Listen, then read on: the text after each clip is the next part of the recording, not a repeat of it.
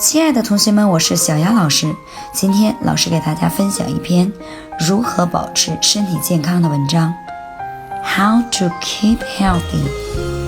Have you heard of the saying, have anything except illness?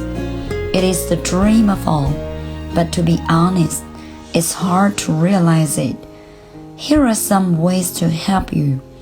First, you must have a balanced diet.Eat more fruit and vegetables but less meat.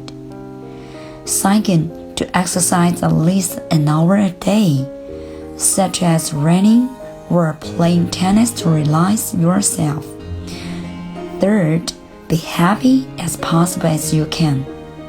Learn to smile at yourself at any time. If all of us can do so, I believe we can keep healthy.